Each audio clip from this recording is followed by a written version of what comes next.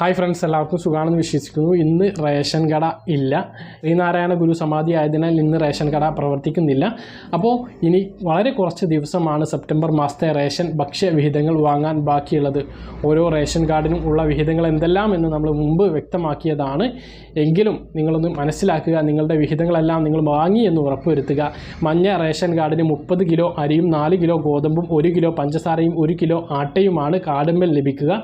കേന്ദ്ര സർക്കാർ വിഹിതമായിട്ട് ഒരു വ്യക്തിക്ക് 4 കിലോ അരിയും 1 കിലോ ഗോതമ്പും വീതം ലഭിക്കുന്നതാണ്. പിങ്ക് റേഷൻ കാർഡിന് ഓരോ വ്യക്തിക്കും 4 കിലോ അരിയും 1 കിലോ ഗോതമ്പും കാർഡിന്മേൽ ഉള്ള വിഹിതമായിട്ടും തന്നെ കേന്ദ്ര സർക്കാർ വിഹിതമായിട്ടും ലഭിക്കും. കാർഡിന്മേൽ ഉള്ള വിഹിതത്തിന് പണം നൽകണം, 2 രൂപ നിരക്കിൽ നൽകണം. ഒരു ആട്ട 8 രൂപ നിരക്കിലും അവർക്ക് ലഭിക്കുന്നതാണ്. നീല റേഷൻ കാർഡുള്ള ആളുകൾക്ക് കാർഡിലെ ഓരോ അംഗത്തിനും 2 കിലോ അരിയും 3 ആട്ടയുമാണ് ലഭിക്കുക. സ്പെഷ്യൽ അരി 5 കിലോയും ലഭിക്കും. വെള്ള റേഷൻ കാർഡുള്ള ആളുകൾക്ക് 3 കിലോ അരിയും 3 ആട്ടയും സ്പെഷ്യൽ അരി 5 കിലോയും ലഭിക്കും.